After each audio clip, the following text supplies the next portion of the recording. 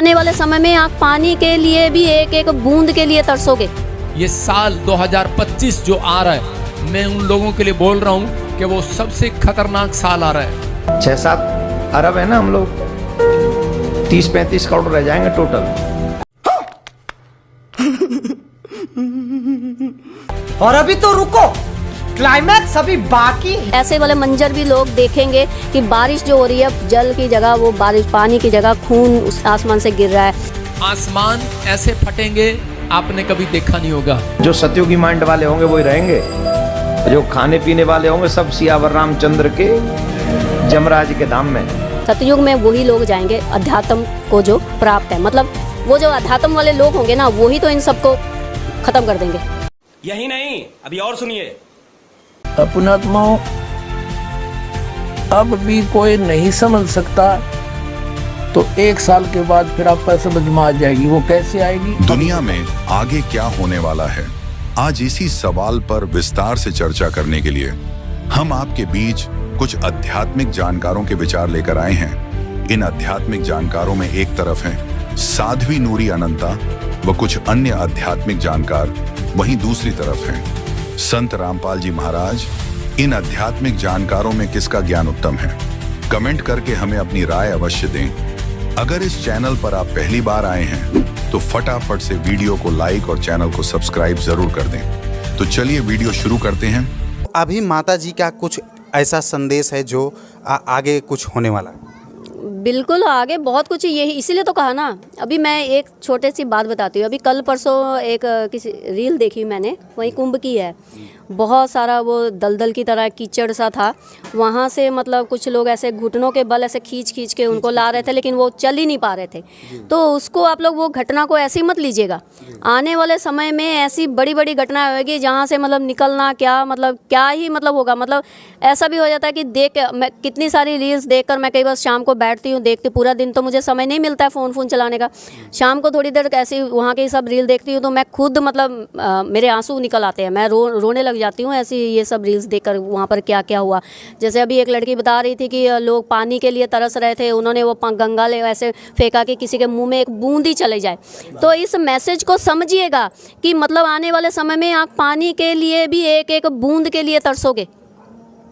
ये सिर्फ एक वो घटना मत लग लीजिएगा कि वो कुंभ में ये घटना हुई है और क्योंकि ऐसे हुआ तो उन्होंने, ये एक आने वाले समय के लिए संदेश है कि आप लोग एक एक बूंद पानी के लिए भी तरसने वाले हो। ये मतलब बहुत, मतलब ये मंजर जो ना, मैं देखिए ये बात मैं इसलिए कह रही हूँ कि ये सारी पिक्चर मेरी आंखों के सामने, ये सब चीज़ें महादेव महाकाली ने सब कुछ मुझे दिखाया हुआ है। एक एक घटना कैसे होनी है, क्या कैसे, मान लीजिए बारिश हो रही है ना, तो बारिश भी खून की बारिश, मतलब ऐसे वाले मंजर भी लोग देखेंगे कि बारिश जो हो रही है, जल की जगह वो बारिश, पानी की जगह खून उस आसमान से गिर रहा है। नदियाँ जो है वो खून में पलट रही है। लोग जो है एक दूसरे को मार रहे हैं, एक दूसरे को काट रहे हैं, लोग एक दूसरे का मांस खा रहे हैं। मतलब ऐसी ऐसी घटनाएँ सारी, ऐसे फिल्म जैसे कहते हैं ना कि रूम में एक LCD लगा हुआ है, TV लगा हुआ है और मेरे सामने एक TV पर पूरी घटनाएँ चल रही है। ऐसे ऐसे करके एंटायर जो मेरी यात्रा रही है, जो मुझे महादेव ने कहा है कि ये चीज़ें ऐसे होनी है, ये ऐसे होनी है, ये परिवर्तन हो चल का दौर है, इसमें ऐसे लोगों को इस चीज़ों से गुजरना पड़ेगा, ऐसे गुजरना पड़ेगा। कई बार तो मैं ऐसा भी हो जाती हूँ कि ठीक है ऐसा होना है ना, तो आप मुझे मत दिखाओ, ऐसा कर दो, मुझे मत दिखाओ। मेरी महादेव के साथ, महाकाली के साथ, उस जो सुप्रीम एनर्जी है उसके साथ ये भी चर्चा होती है कि ठीक है ऐसा कर दो, लेकिन मुझे मत दिखाओ। मुझे क्यों दिखा रहे हो?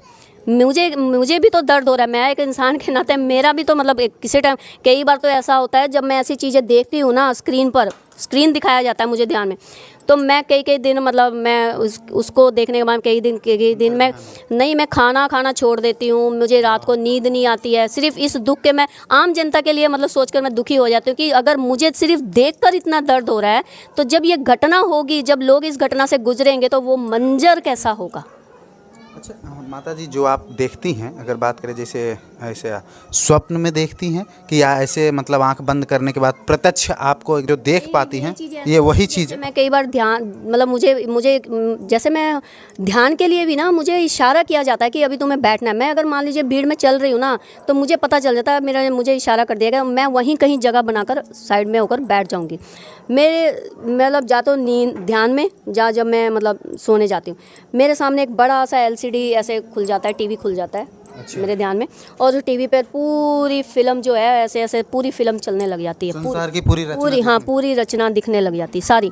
मतलब आप ये देख लिए, जैसे मैंने कहा ना कि अगर आप मेरा चैनल देखोगे ना, फेसबुक, इंस्टाग्राम आदि, पराशक्ति नूर अनंता के नाम से है, यूट्यूब, उस पर भी, उन पे आप मेरी पोस्ट देखोगे ना, तो आप मेरी पोस्ट से अंदाज़ा लगा सकते हो कि मैंने आने वाले समय के लिए वहाँ पर डी कोड करके, मतलब उस कोडिंग वर्ड में क्या क्या मैसेज दिए हैं, आप उसके लिए आप समझ सकते हो मेरी पोस्टों को। अच्छा माता जी, एक सवाल और कि अभी महाकुंभ अगर बात करें 20 से 25 दिन बचा है, क्या शांतिपूर्वक महाकुंभ अभी बीत जाएगा? नहीं, शांति तो नहीं है यहाँ तो। अंदर खाते ही एक्चुअली आप दिख नहीं रहा है, लेकिन यहाँ अंदर खाते वहाँ पे बहुत कुछ हो रहा है बाबाओं के आपस में ही, मतलब वहाँ पे पार्टियाँ बट गई हैं। फिल्म बाबाओं की पार्टी आपस में, मतलब ये सब 2 भागों में बल गए होंगे, 4 भागों में बढ़ गए होंगे, 5 भागों में बढ़ गए होंगे, एक दूसरे के दुश्मन बन गए होंगे। कोई अपने आप को बड़ा सोच रहा होगा, कोई दूसरे को छोटा साबित करने की सोच रहा होगा। तो ये सब चीज़ें तो तैयार हो गई है। तो जैसे मैंने कहा था कि इस बार सब वहाँ से तैयार होके निकलेंगे, सब कुंभ से ना, सब कोई नया ज्ञान को प्राप्त होके निकलेगा, कोई तो अपने वो अहंकार के साथ निकलेगा, कोई तो मैं के साथ निकलेगा, कोई सोचेगा अब ये क्या हो गया, अब मुझे उसको छोटा दिखाना है, मुझे उससे बड़ा बनना है। सब इस तरह से कुंभ से निकलेंगे, तैयार होकर निकलेंगे। जो आपने एक बात और कही थी कि ये आखिरी कुंभ है, क्या सच में ये आखिरी कुंभ है? ये बिल्कुल आखिरी कुंभ है। लोगों का मतलब ना, लोगों का क्या, जब ये ज्ञानी कुंभ, मतलब क्या, जब वो ज्ञान ही खत्म हो जाएगा इस धरती से, वो लुप्त ही हो जाएगा, तो फिर कुंभ किस बात का हुआ?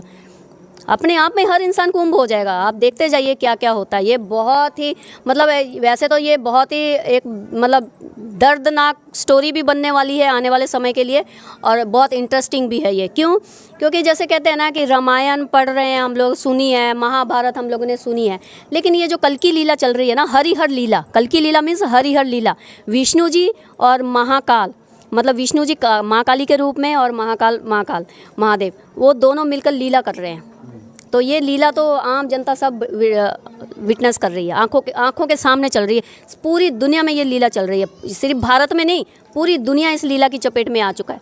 हर चीज़ को एक मैसेज की तरह लिया, बिना मतलब इस वक्त कोई घटना नहीं घट रही है, इसको आम घटनाओं की तरह कोई भी घटना जो भी चल रही है ना इस वक्त धरती पर, पूरी दुनिया में, सिर्फ यहाँ तो आप लोग कुंभ की तरफ सबका ध्यान लगा हुआ है ना, आप लोगों को पता नहीं है और कंट्री में क्या क्या हो रहा है।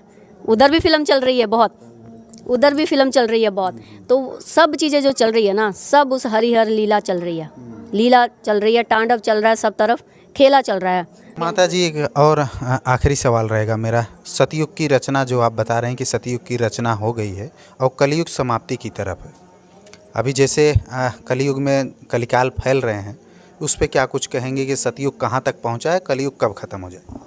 देखिए, ये प्रोसेस बहुत तेज़ी से चल रहा है। मतलब इतने मल्टीटास्क, कल की अवतार जो है ना, एक ही काम पर फोकस नहीं है उनका, मल्टी काम्स एक ही साथ चल रहे हैं उनके, मतलब फुर्सत नहीं है, ऐसा समझ लीजिए। एक तरफ कलयुग जो है वो ख़त्म हो रहा है, दूसरी तरफ साथ साथ सतयुग जो है उसकी स्थापना हो रही है। एक तरफ ये कलयुगी लोग, जैसे अभी बताया, सब लोग आपस में लड़ेंगे मरेंगे, सब धर्म वरम बाबा हिंदू सब लोग आपस में लड़ेंगे, हिंदू भी लड़ेंगे आपस में, ठीक है ना।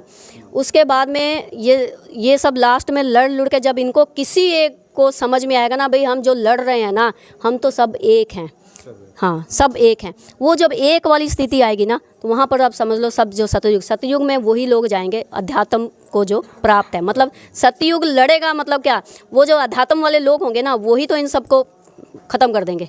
हाँ, ये अपने आप ऐसे ही मर जाएंगे। ख़त्म मतलब क्या, ऐसे थोड़ी कि किसी को चोट पहुंचानी है, कोई किसी को हाथ भी नहीं लगाएगा, लेकिन वो परमात्मा का खेला ही ऐसा होगा कि कोई हादसा हो जाएगा, कोई सुनामी आ गई, कोई बाढ़ आ गया, कोई एक्सीडेंट हो गया, ऐसे करके होना है। कोई किसी को पता भी नहीं चलेगा कौन सी घटना कैसे हो गई। मेरे को तो ऐसा धक हो रहा है, मेरे को भी हो रहा। दोस्तों, अभी आपने सुने इन आध्यात्मिक जानकारों के विचार। आइए अब सुनते हैं संत रामपाल जी महाराज के आध्यात्मिक विचार। अभी मजा आएगा ना भिड़ो। अपनात्माओं, अब भी कोई नहीं समझ सकता, तो 1 साल के बाद फिर आप पर समझ में आ जाएगी। वो कैसे आएगी अभी दिखाता हूँ। अब हम आपको ले चलते हैं इसी कबीर सागर के एक अनमोल और खजाना हाथ लगे अपने। 171 पृष्ठ है, समसम वेद बोध, और ये वही बोध सागर खंड है। इसका अध्याय है समसम वेद बोध, 171 पृष्ठ पे। यहाँ क्या 171 पृष्ठ पे, 170 से थोड़ा सा पढ़ेंगे हम यहाँ से नीचे से। सत कबीर वचन यानी परमात्मा के वचन कबीर साहब बोल रहे हैं सारी, बस इतना ही काफी है। अब देखो अब यहाँ आगे हम 171 पर यहाँ कहा परमात्मा ने 5 सहस्र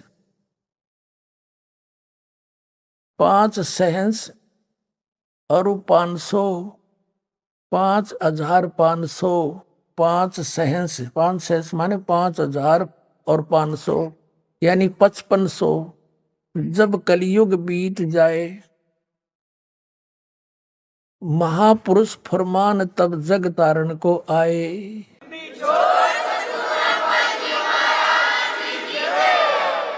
5500 जब कलयुग बीत जाए महापुरुष फरमान तब जग तारण को आए। कबीर साहब ने 600 वर्ष पहले लिखा था और इन भविष्य वक्ताओं ने तो बाद में परमात्मा के द्वारा रचे विधान को ही बताया है। जैसे सूर्य उदय होना ही था, क्यों परमात्मा ने निर्धारित कर रखा है। बताने वाले ने बता दिया, अच्छा है, ना बताता तो भी होना ही था। हिंदू तुर्क आदिक सब जेते जीव जहान सतनाम की साख गह ये पावे पद निर्वाण।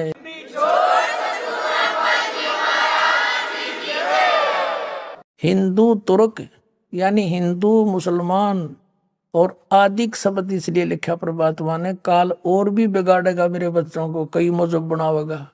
आदि जितने भी धर्म हैं और जेते जीव जहान जो सतनाम की साख गहे वो पावे पद निर्वाण, वो मोक्ष पद को प्राप्त होंगे जहां जाने के बाद फिर लौट कर नहीं आते। अब कैसे होगा वो सब पंथ मिटा के एक पंथ चलावे, वो कैसे मिटेंगे। यथा सरितगण आप ही मिले सिंधु में धाये।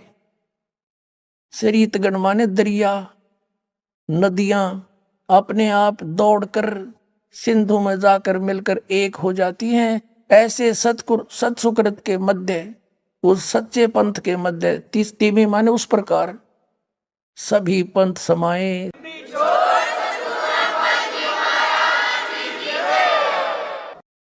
यथा सरितगण आप ही मिले सिंधु में धाये। धाये माने दौड़ के बाज गए। और सत्सुकृत के मध्य तिमी सभी पंथ समाये। जब लग पूर्ण होए नहीं ठीके को तीथे वार। और कपट चातुरी तबलों समसम वेद निराधार। कबीर साहब धर्मदास जी को कह रहे हैं कि ए प्यारी आत्मा, आज मैं जो ये सूक्ष्म वेद के अंदर लिख रहा हूं, ये सूक्ष्म वेद है सारा कबीर सागर। मैं जो आज लिख रहा हूं या आज बोल रहा हूं, तू लिख रहा है, ये आज का बोला। जब तक वो ठीक का समय नहीं, वो ठीक नहीं आवेगी। ठीक का अर्थ होता है निर्धारित समय। जैसे हम उस समय जन्म हुआ दास का, उस समय हमें अपनी लोकल लैंग्वेज का यूज करना पड़ा था।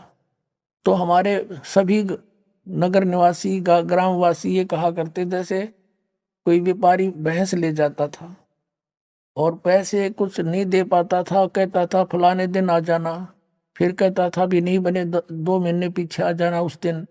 तो कहा करते कि वो व्यापारी पैसा ना देकर आगे से आगे ठीक बता रहा है। ठीक माने निर्धारित समय दे रहा है और समय बतावा है। तो यहाँ परमात्मा ने कहा कि जब लग वो ठीक का तिथिवार नहीं आवेगा, वो 5505 नहीं आवेंगे, तब लग तो मेरी बात या सूक्ष्म वेद में कही हुई बिन कति निराधार लगेगी। क्या कि सभी पंथ ऐसे मिल जाएंगे उस एक पंथ में, जैसे दरिया भाग करावे हैं। सब पंथ मिटा के एक चलाऊंगा। कहते आज ना जच्चा या बात। जब लग पूर्ण होए नहीं ठीके को तीथेवार, ठीक की तिथिवार। और कपट चातुरी तब लगे, ये सूक्ष्म वेद निर्धार कि तब तक तो सभी पुण्यात्मा जितनी भी आत्माएं हैं कपट चातुरी के कारण इन औरों को भगवान मानती हुई ना तो कबीर जी को भगवान माने और ना उनका यह जच्चा कि यूं काम भी होगा, सब एक होंगे। पूरी पृथ्वी पर देखो आगे मालिक ने क्या लिखा है कि पूरा शांति होगी पूरे विश्व में, पूरी धरती पे। देखो हम यही पढ़ रहे हैं सूक्ष्म वेद 171 पृष्ठ पर कबीर सागर से। अब हम यहाँ आ गए हैं कि जब लग पूर्ण होए नहीं ठीके को तिथिवार, इस ठीक की तिथिवार वो दिन नहीं आवेगा। और कपट चातुरी तब लो और सब संवेद निराधार है। तब तक तो सारे प्राणी कपट और चतुरता से काम लेंगे, कर्म बिगाड़ेंगे अपने, और मेरा ये लिखा हुआ सब संवेद सब निराधार नजर आवेगा। और फिर देखना जब ठीक का दिन आवंत, यो ठीक है ठीक नहीं, अंत नहीं आवंत, सब ही नारी नर शुद्ध, सब ही नर नारी शुद्ध हो जाएंगे, बुराई छोड़ देंगे, कपट चातुरी छोड़ देंगे। सब ही नर नारी शुद्ध तब जब ठीक ठीक का दिन आवंत, यो ठीक का दिन है, गलती मेरे मिसप्रिंट हो रहा है। और कपट चातुरी छोड़ के शरण कबीर गहंत,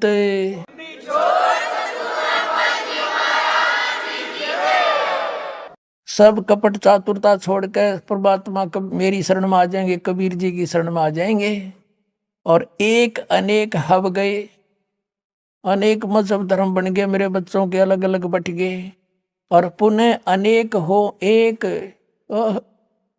हंस चले सतलोक को सब सत नाम की टेक।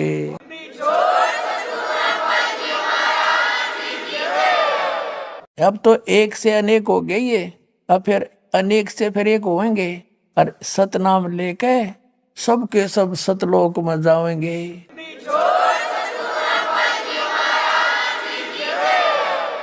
फिर क्या बताते हैं, घर घर बोध विचार हो और दुर्मति दूर बहाए। परमात्मा कहते हैं मेरे ज्ञान का, बोध माने ज्ञान, मेरे ज्ञान का घर घर में चर्चा चलेगी, सबकी दुर्मति दूर हो जाएगी, खेचा तानी नहीं रहेगी, एक दूसरे में लूटा खसोटी मिलावट करना, सास बहू की लड़ाई, आपस में छोटी छोटी बातों पर झगड़ा करना, कहता ये सब समाप्त हो जाएंगे, दुर्मति दूर हो जाएंगी। और कलयुग में एक होकर सब बरतें सहज सुभाए। फिर कहा कि कहाँ उग्र का शूद्र हो, हर सभी की भव भीड़, चाहे डाकू चोर लुटेरे हो, चाहे छोटे बड़ी जात हो।